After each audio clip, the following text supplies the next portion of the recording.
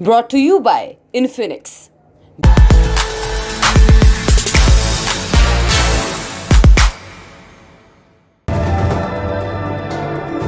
Brought to you by Infinix. आज देखिए पाकिस्तान में इमरान खान के साथ अब क्या हो गया। साउथ अफ्रीका ने अमेरिका को 2-2 क्यों सुना दिया। तुर्की में राष्ट्रपति चुनाव से ठीक पहले दिग्गज कैंडिडेट ने नाम वापस क्यों ले लिया और इजराइल फिलिस्तीन के झगड़े में क्या नया हुआ। नमस्कार, मेरा नाम दिव्यांशी सुमराव है। आप देख रहे हैं लंदन टॉप का अंतर्राष्ट्रीय प्रसंगों से जुड़ा रोजाना का कार्यक्रम दुनियादारी। पहले कहानी पाकिस्तान की। इमरान खान की गिरफ्तारी के बाद चल रहा हंगामा चौथे दिन भी जारी रहा। 11 मई को सुप्रीम कोर्ट ने इमरान के अरेस्ट को अवैध बता दिया। उन्हें 12 मई को इस्लामाबाद हाई कोर्ट में पेश होने के लिए कहा गया। तब तक के लिए उन्हें पुलिस लाइंस में ही रखने का आदेश दिया गया। कोर्ट ने यह भी कहा कि इमरान की सुरक्षा की जिम्मेदारी सरकार की है। कुछ भी इधर उधर हुआ तो उसका नतीजा भुगतना होगा। कोर्ट के फैसले के बाद इमरान की पार्टी पाकिस्तान तहरीक इंसाफ ने जश्न मनाया। वहीं सत्ताधारी पाकिस्तान डेमोक्रेटिक मूवमेंट यानी कि पीडीएम गठबंधन में शामिल पार्टियां नाराज दिखाई दी। सूचना मंत्री मरियम नवाज शरीफ ने तो यहां तक कह दिया कि चीफ जस्टिस को पीटीआई में शामिल हो जाना चाहिए। अब 12 मई की अपडेट्स भी जान लीजिए। सुप्रीम कोर्ट के निर्देशानुसार 12 मई की दोपहर इमरान खान इस्लामाबाद हाई कोर्ट में पेश हुए। इमरान 45 मिनट देर से अदालत पहुंचे थे। तब तक जुमे की नमाज का टाइम हो चुका था। इसी वजह से सुनवाई का समय आगे बढ़ा दिया गया। पाकिस्तानी चैनल जियो न्यूज़ की रिपोर्ट में कुछ और ही कहानी पता चली। रिपोर्ट की माने तो जैसे इमरान अदालत में दाखिल हुए, वहां मौजूद वकीलों ने उनके समर्थन में नारेबाजी शुरू कर दी। इसके कारण दोनों जज उठकर बाहर चले गए। खैर, 1.5 घंटे बाद कार्रवाई दोबारा शुरू हुई। भारतीय समय के अनुसार 3 बजे के आसपास। कुछ मिनटों के बाद हाईकोर्ट ने इमरान को अलकादिर ट्रस्ट केस में 2 हफ्तों की राहत दे दी। इस केस में उन्हें अगले 15 दिनों तक अरेस्ट नहीं किया जा सकता है। एनएबी के नोटिस पर पाक रेंजर्स ने इसी केस में इमरान को गिरफ्तार किया था। इस्लामाबाद हाईकोर्ट ने 17 मई तक किसी भी केस में इमरान की गिरफ्तारी पर भी रोक लगा दी। इससे पहले इमरान के वकील ने आशंका जताई थी कि लाहौर पुलिस इस्लामाबाद पहुंच रही है उन्हें किसी और केस में गिरफ्तार करने के लिए। अरेस्ट पर 17 मई तक रोक का फैसला इसी वजह से सुनाया गया। हाईकोर्ट की कार्यवाही से कुछ समय पहले कैबिनेट की इमरजेंसी मीटिंग बुलाई गई थी। इसे प्रधानमंत्री शहबाज शरीफ ने संबोधित किया। उन्होंने इमरान खान के साथ साथ सुप्रीम कोर्ट को भी जमकर सुनाया। बोले, अगर इस लाडले को इतना ही फेवर देना है तो आपको जेल में बंद सभी डकैतों को छोड़ देना चाहिए। जब हमारे लोगों को जेल में बंद किया जा रहा था तब ये कोर्ट कहाँ थी? किसी ने नवाज शरीफ के साथ हुई ज्यादती पर गौर क्यों नहीं किया? इमरान के समर्थकों ने सेना को भी नहीं बख्शा। इससे बड़ी आतंकी घटना कुछ और नहीं हो सकती। प्रोटेस्ट तो बेनजीर भुट्टो की मौत के बाद भी हुआ था, लेकिन तब किसी ने सेना पर हमला नहीं किया था। शहबाज ने कहा कि आगे जो कुछ भी होगा उसका नतीजा सबको भुगतना होगा। इससे पहले पुलिस ने पीटीआई सरकार में मंत्री रही शिरीन मजारी और यास्मीन राशिद को अरेस्ट किया था। पीटीआई ने आरोप लगाया कि पुलिस वाले सादी वर्दी में आए थे। उन्होंने गिरफ्तारी के दौरान जबरदस्ती की।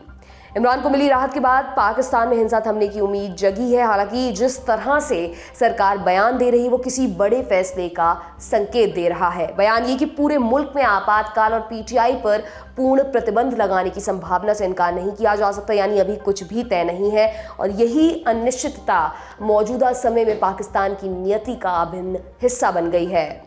पाकिस्तान के चैप्टर को यहीं पर देते हैं विराम, चलते हैं साउथ अफ्रीका। दिसंबर 2022 की एक सुबह रूस का एक मालवाहक जहाज साउथ अफ्रीका के पश्चिमी तट पर रुका, नाम लेडी आर।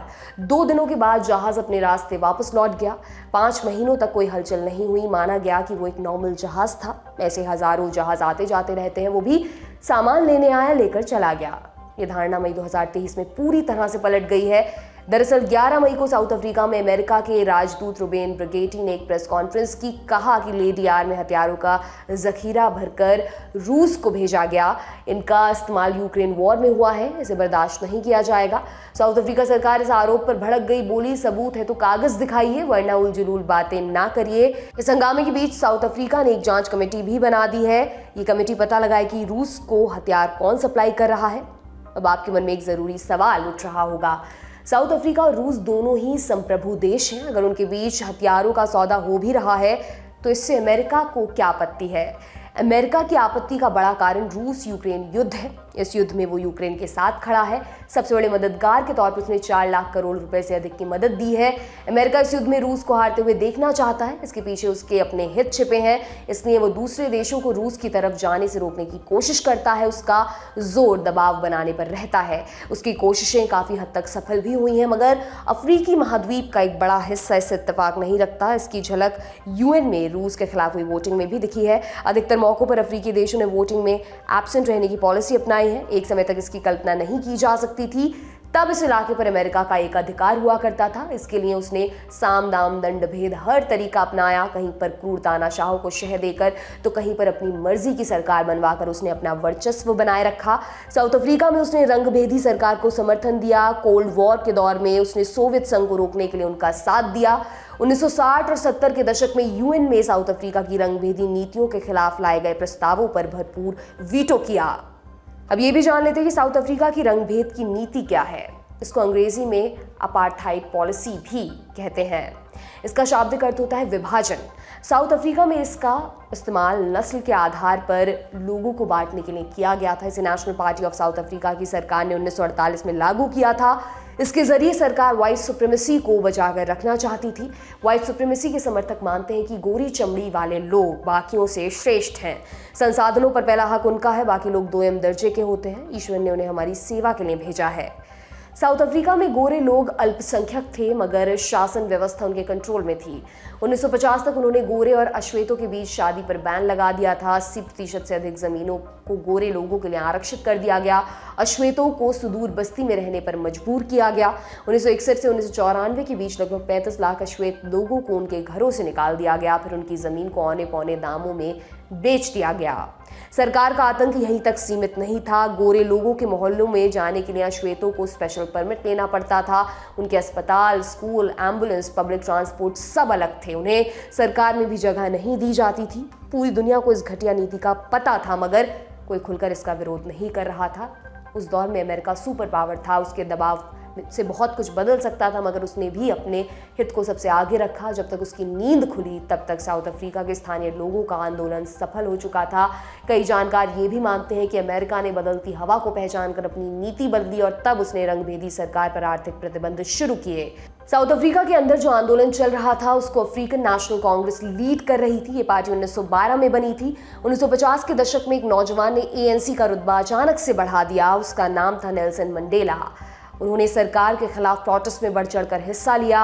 सरकार को खतरा महसूस हुआ। मंडेला को जेल में डाल दिया गया। उन्हें 27 बरस बाद 1990 के साल में रिहा किया गया। जेल के बाहर उनका नायकों जैसा स्वागत हुआ और फिर आया 1994 का साल। साउथ अफ्रीका में पहली बार सबको चुनाव में हिस्सा लेने का मौका मिला। एएनसी ने इसमें जीत दर्ज की। मंडेला मुल्क के पहले अश्वेत राष्ट्रपति बने। तब से साउथ अफ्रीका में यही पार्टी सरकार चला रही है। मौजूदा समय में एएनसी के सिरिल रामाफोसा राष्ट्रपति की कुर्सी पर बैठे हैं। देखिए, साउथ अफ्रीका अमेरिका के अगर अपार्थाइड के पहले का देखें, यानी 90-91 के पहले का, तो काफी मधुर थे। मैंने कहा कि उनके इकोनॉमी बहुत स्ट्रांग है और अमेरिका जो है वो साउथ अफ्रीका पर रिलाई करता है बहुत चीजों के लिए, खासकर उनके डायमंड प्रोडक्ट्स के लिए, डायमंड प्रोडक्शन के लिए, गोल्ड प्रोडक्शन के लिए। और चूंकि एक सशक्त नेशन है साउथ अफ्रीका पूरे अफ्रीकन कॉन्टिनेंट में, तो उसको तवज्जो ज्यादा दी जाती है। लेकिन हमेशा से साउथ अफ्रीका अगर देखा जाए ध्यान से, तो वो नॉन अलाइंड कैंप में ही रहा है। भारत के साथ रहा है, या यूं कहें रूस के साथ रहा है, चीन के साथ रहा है। और हमने हाल में भी देखा है कि फरवरी के महीने में उन्होंने joint military exercises, naval exercises की थी। साउथ अफ्रीका, चाइना और रशिया ने, तीनों ने मिलकर। इस पर भी वेस्ट का ऑब्जेक्शन आया था। तो उन्होंने कहा कि हम नॉन अलाइंड हैं, हम किसी तरह से वॉर को सपोर्ट तो बिल्कुल नहीं करते, लेकिन ये सब चीजें जो रूटीन है वो होती रहनी चाहिए। तो यानी साउथ अफ्रीका ने स्पष्ट कर दिया था कि हम इस डिप्लोमेटिक इसमें आपके साथ नहीं है, हम चाइना और रूस के साथ खड़े दिखना चाहते हैं, ये भी उन्होंने कहा। तो हिस्टोरिकली बहुत आइडियल रिलेशन नहीं है, लेकिन हमेशा से south Africa non western camp में रहा है, या यूं कहें भारत जैसा एक देश है जो, और इसी के चलते ब्रिक्स बना भी है कि एक ऑल्टरनेटिव वर्ल्ड ऑर्डर जो अमेरिका के विरोधाभासी तो विरोध में नहीं हो, लेकिन उनको कंटेस्ट करे, उनके आइडिया को कंटेस्ट करे। रूस से साउथ अफ्रीका की नज़दीकी की वजह एएनसी का वर्चस्व भी है। इतिहास का पन्ना पलटा जाए तो उसकी वजह साफ साफ समझ में आती है। रंगभेद के तौर पर अमेरिका का दोहरापन भुलाना उनके लिए काफ़ी मुश्किल है। बीते 3 दशकों में दोनों देशों के रिश्ते बहुत मधुर नहीं रहे हैं। साउथ अफ्रीका को अफ्रीकी महाद्वीप के सबसे प्रभावशाली और विकासशील देशों में गिना जाता है। वो G20, ब्रिक्स और कॉमनवेल्थ जैसे संगठनों का सदस्य भी है। साउथ अफ्रीका, एक मैंने कहा कि जीडीपी 20% पूरी अफ्रीका के सिर्फ साउथ अफ्रीकन स्टेट से या साउथ अफ्रीकन इकोनॉमी से आती है। South Africa, south of Africa में, यानी जो नीचे जो ब्लैक अफ्रीका जिसको कहते हैं, उसमें सबसे मजबूत देश है। और जो मगरिब कंट्रीज हैं या जो अरब कंट्रीज हैं, उनमें उससे भी ज्यादा पावरफुल है। खासकर इजिप्ट और साउथ अफ्रीका अगर अफ्रीकन कॉन्टिनेंट में देखें तो ये सबसे ज्यादा महत्वपूर्ण है। बहुत ज्यादा पॉलिटिकल स्टेबिलिटी रही है। लेकिन साउथ अफ्रीका आंतरिक कारणों से भी बहुत न्यूज में रहा है, और जैसे करप्शन के इंसिडेंट्स हुए हैं। हाल ही में जो उनके पूर्व प्रधानमंत्री थे उनको हटाया गया सिर्फ इसलिए कि वो करप्शन में लिप्त थे, और जो एक फैमिली थी, जो इंडियन फैमिली थी, वो गुप्ता ब्रदर्स, उनके चलते। तो करप्शन और इनकी इकोनॉमी दोनों साथ साथ चलती है। लेकिन मैं ये कहूँ पॉलिटिकल स्टेबिलिटी है वहां। अफ्रीकन नेशनल कांग्रेस अभी भी सत्ता में काबिज है। हो सकता है आने वाले सालों में उसको चैलेंज किया जाए। तो अफ्रीकन इकोनॉमी के चलते पूरा विश्व अफ्रीका की तरफ जो देखता है, वो साउथ अफ्रीका को जरूर कंसिडर करता है अपने डिप्लोमेटिक इनिशिएटिव्स में। यही हाल वेस्ट का भी है, यही हाल चाइना, रूस, भारत जैसे देशों का भी है। लगभग 6 करोड़ की आबादी वाले इस देश की जियोपॉलिटिकल लोकेशन भी काफ़ी अहम है। इस वजह से साउथ अफ्रीका पर रूस और अमेरिका की नज़र बनी रहती है। दोनों ही देश साउथ अफ्रीका को अपने पाले में रखने की कोशिश करते रहते हैं। अगर पिछले 1.5 बरस की बात करें तो उसका झुकाव रूस की तरफ बढ़ा है। मसलन साउथ अफ्रीका ने कभी भी खुलकर यूक्रेन पर रूस के हमले का विरोध नहीं किया। यूएन में भी जब रूस के खिलाफ प्रस्ताव लाया गया, साउथ अफ्रीका ने वोट ही नहीं डाला। फरवरी 2023 में साउथ अफ्रीका ने चीन और रूस के साथ नौसैनिक अभ्यास भी किया था। उस समय अमेरिका ने इस पर नाराजगी जताई थी, मगर साउथ अफ्रीका इससे पीछे नहीं हटा। और अब अमेरिका ने साउथ अफ्रीका पर रूस को हथियार सप्लाई करने का इल्ज़ाम लगाया है। अमेरिका इससे पहले चीन और ईरान पर भी ऐसे आरोप लगाता रहा है, हालांकि उसने कभी इस संबंध में पक्के सबूत नहीं दिए हैं। अगर ये साबित हो जाता है कि ये आरोप सही है, तब क्या होगा, सुनिए। ये आरोप ये है कि रूस को साउथ अफ्रीका ने एम्युनिशन भेजा है, और जिस लेडी आर शिप की, कार्गो शिप की बात हो रही है जिसने डॉक किया था साउथ अफ्रीका में, मेरा ख्याल है पिछले साल दिसंबर के महीने की ये बात है, I think 6 to 8 around that time of December. तो आरोप ये है कि रशिया को एम्युनिशन सप्लाई किया गया है। साउथ अफ्रीका ने लगातार कहा है कि हमने एम्युनिशन सप्लाई नहीं किया है। साउथ अफ्रीका यूक्रेन के मुद्दे पर पूरी तरह से न्यूट्रल कंट्री, एक न्यूट्रल स्टैंड यूक्रेन को लेकर साउथ अफ्रीका ने रखा है। और ये ऑफिशियल पोजीशन है साउथ अफ्रीका की। जो यूएन रेजोल्यूशंस होते हैं उसमें साउथ अफ्रीका बराबर एब्सटेन करता आया है, और न्यूट्रल होने के बावजूद जो सैंक्शन रेजीम है उसको इन्होंने नहीं किया है, ज्वाइन नहीं किया है। तो इस तरह से करके ये जो सिचुएशन है वो इस समय है। और जो बात है वो ये देखिए, गंभीरता इसमें ये है कि यूएस ने ये बात अब कही है, क्योंकि ये यूएस इंटेलिजेंस के पास ये रिपोर्ट थी कुछ अरसे से कि यहाँ पे ऐसा चल रहा है, और साउथ अफ्रीका की तरफ से वो वाला जो एरिया है वहां से जो कार्गो शिप्स आ रही हैं उसमें एम्युनिशन है। तो अब उसके बाद फिर यूएस एम्बेसडर जो है साउथ अफ्रीका में, उन्होंने इस बात को ऐसा आरोप लगाया है। तो साउथ अफ्रीका ने पहले तो इसको खारिज किया है। एक उन्होंने और एक कमेटी बनाई है, उस कमेटी में उन्होंने शायद किसी रिटायर्ड जज को या ऐसे किसी एक हाई प्रोफाइल एक आर्बाइटर को बिठाया है जो कि इस पे कुछ इन्वेस्टिगेशन करे। लेकिन अब सवाल ये उठता है कि क्या होगा अगर ये आरोप जो है वो साबित हो जाते हैं। देखिए यहाँ पे इंटरेस्टिंग बिट इस तरह से है, असल में साउथ अफ्रीका का जो बहुत बड़ा ट्रेडिंग पार्टनर है वो खुद अमेरिका है, और अमेरिका ने ऐसे बहुत सारे अमेरिका के प्रोग्राम्स हैं जिसमें से जो सबसे इंपॉर्टेंट है वो है AGOA। AGOA इज बेसिकली जो अफ्रीका का ग्रोथ का वो है, इसका फुल फॉर्म है African growth and opportunity act. तो ये जो African growth and opportunity act है, ये अमेरिका का बहुत बड़ा इकोनॉमिक प्रोग्राम है जो उन्होंने सब सहारन कंट्रीज के साथ किया है अफ्रीका के, और जिसमें साउथ अफ्रीका एक बहुत बड़ा एक्सपोर्टर बन के उभरा है। यहाँ तक कि 2021 से 2022 के बीच ही 46% एक्सपोर्ट्स में राइज हुआ है साउथ अफ्रीका से। तो बहुत बड़ा बेनिफिशियरी है साउथ अफ्रीका अमेरिका के इस एक्ट का। ठीक है, तो पॉलिटिकल टेंशंस और ये जो कॉलोनियल पास्ट मैंने बताया, उसके आगे बहुत सारे डेवलपमेंट्स जो हैं वो साउथ अफ्रीका के ग्रोथ और डेवलपमेंट में एक सहभागिता है अमेरिका की। और ये जो मैंने कहा, अमेरिका ने इस पर तकरीबन $55 बिलियन का ये पूरा का पूरा प्रोजेक्ट है। और इसके तहत होता क्या है कि हजारों ऐसे आइटम्स हैं जो इन रीजन से अमेरिका आते हैं ड्यूटी फ्री होकर, इसी में ये फायदा इनको मिलता है। और ये काफी डिटेल में है, सन 2000 से ये है इन प्रैक्टिस, लेकिन ये 2000 से अलग अलग टाइम पर ये एक्सटेंड होता रहा है। और इस समय जो है ये 2025 तक है, और उम्मीद है कि 2025 के बाद ये दोबारा से काफी इसको एक्सटेंड कर दिया जाएगा। तो अमेरिका ने क्या डराया है साउथ अफ्रीका को कि आपने जो ये अगर पता चल जाता है कि आपने वेपन्स भेजे हैं, तो न केवल जो ये कार्गो था ये सैंक्शन था, ये जो रशियन कार्गो जिसके ऊपर आपने ये एमिनेशन भेजे हैं, जिसको लेडी आर कहा जा रहा है, this was a sanctioned cargo. तो पहली बात तो ये। उससे ज्यादा इंपॉर्टेंट बात ये कि हम आपको AGOA से निकाल देंगे। और ये जो AGOA से निकालने की धमकी है, ये असल में काफी काम करती है, क्योंकि इसके कुछ साल पहले भी एक बार ऐसा हुआ था कि इन अमेरिका को अपनी बात मनवाने के लिए साउथ अफ्रीका की ट्रेड प्रैक्टिसेस को लेकर जब उनको अपनी बात मनवानी थी, तो उन्होंने इसी AGOA का मतलब हवाला देकर साउथ अफ्रीका को अपने हिसाब से कंड्यूसिव उनको बनाया था। साउथ अफ्रीका या कोई भी कंट्री अगर इस सैंक्शंस को वायलेट कर रहा है, खासकर आर्म्स ट्रांसफर के सैंक्शंस को, और वो क्लैंडस्टाइन लेवल पे कर रहा है, तो इसके इम्प्लीकेशंस डिप्लोमेटिक, इकोनॉमिक और पॉलिटिकल तीनों हो सकते हैं।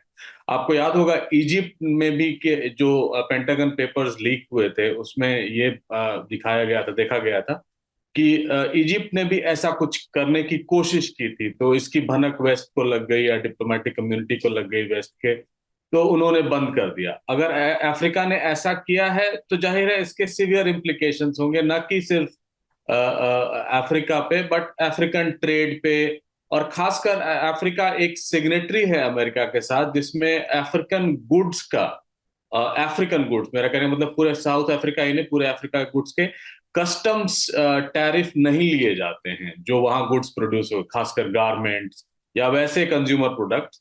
तो उस पर उनकी प्रतिक्रिया आ सकती है, उस पर असर पड़ सकता है। लेकिन हमको ये भी मान के चलना होगा कि साउथ अफ्रीकन इकोनॉमी पूरे अफ्रीका का 20% GDP है। यानी अगर सैंक्शंस लगाते हैं तो इसका reverse action non African world पे भी पड़ सकता है, यानी अमेरिका पे या वेस्ट पे भी पड़ सकता है। तो लेकिन अभी तक ये क्लियर नहीं है, और ये भी समझ में नहीं आ रहा है कि दिसंबर 6 से 8 के बीच की ये घटना है, वो 6 महीने बाद मई में क्यों उजागर हो रही है। यानी कहीं ना कुछ तो है। 6 और 8 दिसंबर की जो घटना थी, उस समय जो घटना हुई थी उसको भी सोशल मीडिया में काफी सर्कुलेट किया गया था, और उसमें दिखाया जा रहा था कि उसमें से सामान उतारे जा रहे हैं, चढ़ाए जा रहे हैं, इसका इंसिडेंट नहीं था। तो उस समय के जो साउथ अफ्रीकन डिफेंस मिनिस्टर हैं और अभी भी हैं वो, उन्होंने कहा था कि ये कोविड के पहले के ऑर्डर्स हैं, जो ऑर्डर्स आए हैं उनको पूरा किया जा रहा है, यानी वो कमिटमेंट थी जो रशिया की, वो पूरा किया जा रहा है। तो उससे ये सामान आया। हालांकि उन्होंने स्पेसिफाई नहीं किया था इसमें क्या सामान आ रहे हैं या नहीं आ रहे हैं, लेकिन उनका मतलब यही था कि ये कोविड के पहले का रशिया से ऑर्डर है जिससे ये सारी चीजें आई। साउथ अफ्रीका की कहानी यहीं तक। अब चलते हैं तुर्की में 14 मई को राष्ट्रपति और संसद के लिए वोटिंग होनी है। मौजूदा राष्ट्रपति रेसेप तैयप एर्दोगान संसद की शक्तियों को कुंद कर चुके हैं। इसी वजह से सबकी नजर राष्ट्रपति चुनाव पर है। इस बार के राष्ट्रपति चुनाव में कुल 4 उम्मीदवार खड़े थे। लेकिन वोटिंग से महज 3 दिन पहले मुहर्रम इंस ने अपना नाम वापस ले लिया। इंस 2018 के राष्ट्रपति चुनाव में एर्दोआन के सबसे बड़े प्रतिद्वंदी थे। उन्हें 30% से अधिक वोट मिले थे। इस बार उनकी दावेदारी पुख्ता नहीं थी, फिर भी वो 2 सबसे बड़े उम्मीदवारों के वोट बैंक में सेंध लगा सकते थे। प्री इलेक्शन पोल्स में उन्हें लगभग 10% वोट मिल रहे थे। इस वजह से उनके विरोधी उन्हें वोट कटवा बता रहे थे। हालांकि इंस के नाम वापस लेने की वजह कुछ और ही बनी। उन्होंने कहा कि मेरे नाम से फर्जी एडल्ट फिल्में और तस्वीरें फैलाई जा रही हैं। जब से मैंने इलेक्शन कैंपेन शुरू किया तब से मेरा चरित्र हनन करने की साजिश रची जा रही है। साथ ही मैं ये भी नहीं चाहता कि विपक्ष अपनी हार का ठीकरा मेरे ऊपर फोड़े। दरअसल 20 वर्षों में पहली बार एर्दोआन की सत्ता पर पकड़ कमजोर पड़ी है। महंगाई, मानवाधिकार हनन, भूकंप में लेट लतीफी जैसे मुद्दों ने उनके विरोधियों की संख्या बढ़ा दी। विपक्षी गठबंधन टेबल ऑफ 6 के नेता कमाल कोडोगलू चुनावी सर्वे में आगे चल रहे हैं। कमाल को तुर्की का गांधी भी कहा जाता है। उन्होंने सत्ता में आने पर लोकतंत्र को मजबूत करने का वादा किया है। ये भी कहा कि राष्ट्रपति की शक्तियां घटाई जाएंगी और संसद को ज्यादा ताकतवर बनाया जाएगा। मुहर्रम इंस के नाम वापस लेने के बाद उनकी जीत की संभावना काफी बढ़ गई है। हमने दुनियादारी में तुर्की के राष्ट्रपति चुनाव के बारे में विस्तार से चर्चा की है। एपिसोड का लिंक आपको डिस्क्रिप्शन में मिल जाएगा।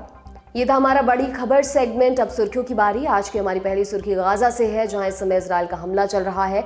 हमने कल के दुनियादारी में इस बारे में विस्तार से चर्चा की है। देखना चाहते हैं तो लिंक डिस्क्रिप्शन में मिल जाएगा।